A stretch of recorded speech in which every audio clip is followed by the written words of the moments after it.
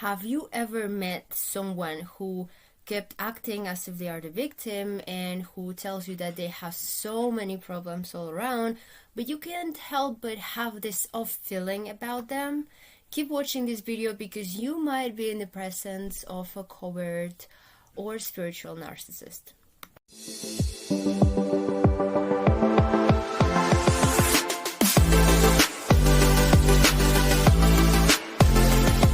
Hello, if you're new here, my name is Elizabeth. I'm your narcissistic abuse recovery coach, mentor, and energy healer. And my purpose and goal here is not only help you to fully heal and expand, from narcissistic abuse and to recover from complex PTSD, but also to guide you and support you to develop and expand to higher levels of consciousness. So if you like this combination of psychology, Western approaches, and Eastern modalities and energy healing and spirituality, subscribe to my channel and hit the notification bell to never miss any updates. So first of all, I really think that we need to start by asking ourselves what exactly is a covert narcissist. They also go by the names of vulnerable narcissists or also even spiritual narcissists if they are in the area of spirituality. So in difference to the overt narcissist, which have, more in a way extrovert ways to show their aggression, like lashing out and whatever. And a covert narcissist, what they do is that they tend to play the victim. They use passive aggressiveness, and they use more a subtle way of manipulating you. So in the end, you just end up gaslighting yourself, and you end up saying oh no, it's nothing, they're probably don't mean it, when in reality they do mean everything that they say and that they act towards you. So in this video, I will cover the main traits of covert narcissists and how do they manipulate you basically without you knowing what the hell is going on. So first of all, common misconceptions. You might believe that they don't seek attention, but actually they do, okay? And you might believe that they are insecure, but they just use acting as if they are insecure in order to gain your trust. That's the first. And also they seem to appear very selfish and kind and trustworthy. But you have to remember that the difference is you act out of kindness because you want to and because you care. You care generally for people.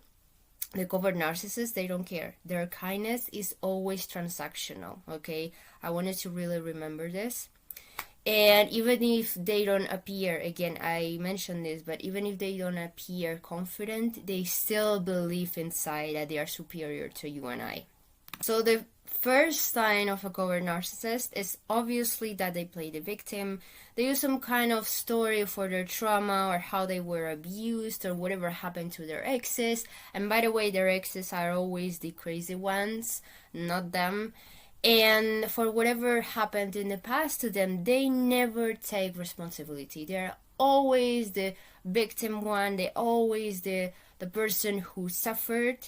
And never them, okay? Never them. It's always the other ones. So be careful when they tell you their story. The second tip, the second sign that you are in the presence of a covert narcissist is that they use passive aggressiveness a lot, okay? So instead of direct confrontation, they guilt trip, they make you feel guilty, okay? So you always gaslight yourself. They make sarcastic remarks and criticisms to you, or they just give you the silent treatment. So at the end of the day, you end up feeling shame, you end up feeling guilty, you don't even know what's going on around. And one example is obviously you set a boundary, okay, and they respond with, I guess I'm just a terrible person then. This is also very common if the narcissist is your mother. They do this very often. They say, oh, I guess I'm just a terrible mother, oh, I'm just a terrible father, or oh, I guess I'm never up to your expectations. They do this very common, very often, okay? Another trait is that they fake humility and they do this false modesty. they act very humble, okay, when at work, in a family meeting, or even if you're in a relationship with one. But in reality, they still crave admiration. So they might think, or they might say something like, I don't think I'm that smart, but everyone keeps saying that I'm a genius, you know? This is a common example of what they say. Another one, obviously, is silent treatment. They withhold affection from you. You do something wrong, you do something that they don't like, and they stop talking to you, they stop giving you affection. Instead of openly arguing and saying, hey, this hurt me, let's solve this, what they do is they withdraw and making you feel guilty yourself instead, and desperate for their approval. So you are the one chasing them. You end up the one trying to fix things and trying to even apologize. It's very common for them to also twist situations to make you feel like you're the bad person, that you're the bad guy, while they look innocent and they look like the victim and you look like the abuser yourself. So one of the things that happens a lot in narcissistic parents, but it can happen in relationships as well and in other types of connections such as work. But what they do is they often say, I did so much for you and this is how you treat me, right? I did so much for you. I'm so shocked how you say this to me. They say this with this type of, with this type of tone. They also are very envious of you. They have envy, they have jealousy. But they pretend that they don't care, they pretend, but in the end you feel something is off. So they resent other successes. They really feel bad when someone that is not them is winning in life. And one example that I can think of is they say backhanded compliments like, wow, you get a promotion. It must be so nice to have everything handed to you. You're not doing any work and everything just comes for you. Or like with money, oh wow, someone gave you so much money. It must be so nice to have people caring about you, this type of compliments. And you feel guilty. You feel guilty for being so lucky when in reality you should feel like this is your normal reality. Like you should feel lucky. You should feel that you deserve life and you deserve the best. But they make you feel whatever, it's the opposite. They make you feel like the worst. And of course they also gaslight you, but in subtle ways. They rewrite the history of what happened. They say, oh, I don't remember this. They make you doubt what you remember without being openly aggressive. Because overt narcissists, they are openly aggressive, but not the covert narcissist. Another example, they say, I never said that, you must be imagining things, you must be crazy, you must be mad, are you out of your mind?